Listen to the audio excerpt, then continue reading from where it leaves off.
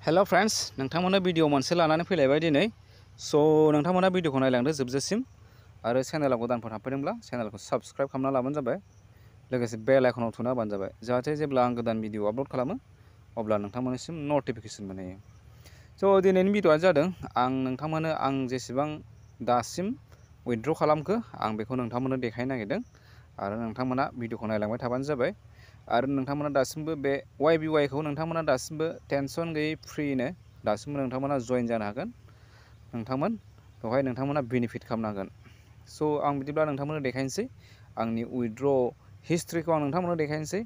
दा उइथड्र हिस्ट्रिखौ नायनो थाखाय जों दा मा खालामनांगोन नैबे गाहायाव मोनसे मी ओंखारदोंना लिरनाय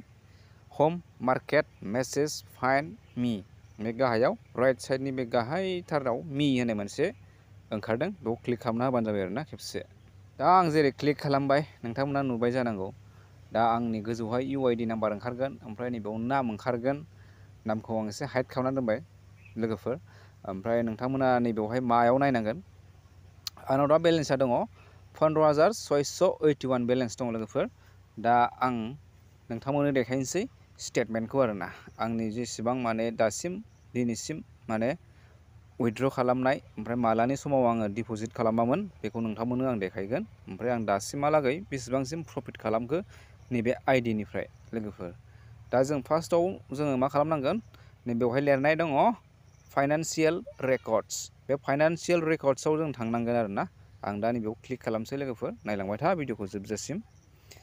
दा आं थुबाय नै फाइनान्सियेल रेकर्डआव आं क्लिक खालामबाय लोगोफोर नोंथांमोना नायनो हागोन बे फार्स्टआव ओंखारदों डिप'जिट ओमफ्राय ओरैजाय राइट साइडआव ओंखारदों उइथड्र दा नै आं डिप'जिट खालामदोंमोन बेसेबां नोंथांमोना नायनो हागोन मा मासआव आङो डिप'जिट खालामामोन नोंथांमोना नायनो हागोन 2024 नि जानुवारि फेब्रुवारि मार्च एप्रिल मासनि आङो 29 आव आङो रिसार्ज खालामदोंमोन लोगोफोर 6000 आङो रिसार्ज खालामदोंमोन बेवहाय लोगोफोर फार्स्ट टाइम आं बेवहाय रिसार्ज खालामदोंमोन दै लोगोफोर होमबा खै मास जाखो दासिमहालागै नोंथांमोना एसे हिसाब खालामबानो जाबाय खै मास जाखो एप्रिलनिफ्राय दा खै मास सोलिगासिनो दं बेखौ हिसाब खालामबानो जाबाय लोगोफोर ओमफ्राय आं दा बेसेबां प्रफिट खालामखो बेनिफ्राय दा नोंथांमोना बेखौ खालामबानो जाबाय हिसाब खालामबानो जाबाय आं दा उइथड्रआव थांसै लोगोफोर आं दा उइथड्रआव नैबे राइट साइडआव उइथड्र ओंखारदोंना बेयाव क्लिक खालामबाय दा नोंथांमोना नायदो नैबेवहाय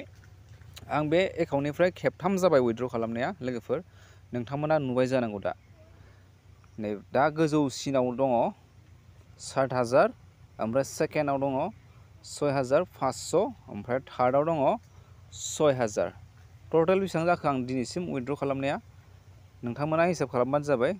6 6 12 12 7 बेसेबां जाखो 19 ओमफ्राय 500 बाव 19,500 आं बिनिफ्राय उइथड्र खालामनाय जाबाय लोगोफोर आं बेलेन्सखौ बेसेबां सोदोंमोन अनलि 6000 सोदोंमोन होमबा नोंथांमोना हिसाब खालामदो आं खै मास जाखो आं बेवहाय एप्रिलनि आङो खै थारिखआव सोदोंमोन दहाय नोंथांमोना नायदोंमोन नुदोंमोन जानांगौ एप्रिलनि आङो नैबेयाव नायफिनना डिप'जिटआव एप्रिलनि 29 आव सोदोंमोन होमबा नायदो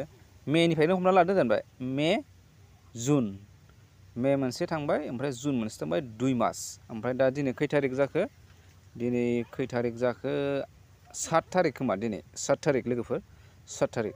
होमबा सानना नायदो नोंथांमोन आङो 2 मासाव बेसेबां इनकाम खालामखो नोंथांमोना नुबाय जानांगौ डाइरेक्ट आं नोंथांमोननो डाइरेक्टलि देखायबाय लाइभ प्रुफ लोगोफोर आं 19,500 माने दिनैसिम 2 मासाव आङो बेयाव जेनेरेट खालामबाय लोगोफोर मिथिबाय ना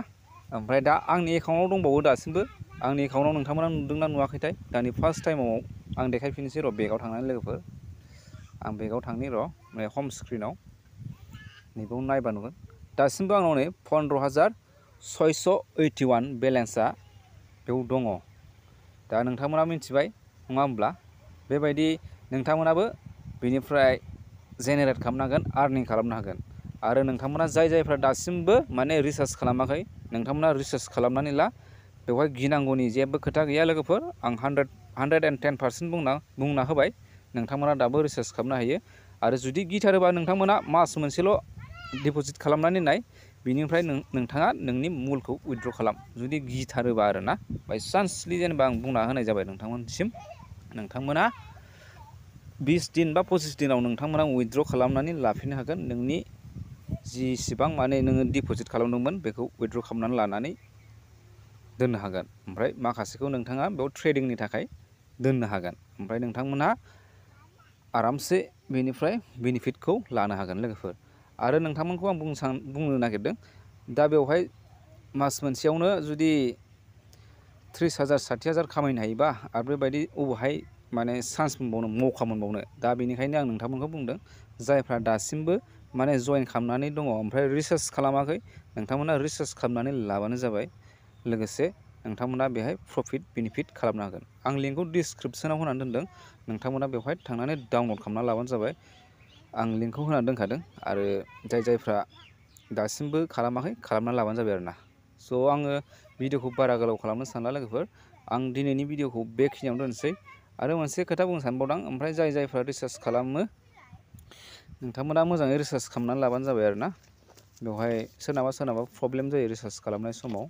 दा बेखौ मोजाङै रिसार्च खालामबानो जाबाय। आं बिनि सायावबो मोनसे मैया भिडिअ होदोंमोन, बे भिडिअखौ नोंथांमोना नायनानै लाबानो जाबाय मोजाङै, अब्ला नोंथांमोनहा आरामसे रिसार्च खालामनानै लानो हागोन। स' दिनैनि भिडिअखौ बेखिनियावनो दोनसै लोगोफोर। दा नोंथांमोनाथ' मिन्थिखाबाय जानांगौ आं दा मा बुंदों।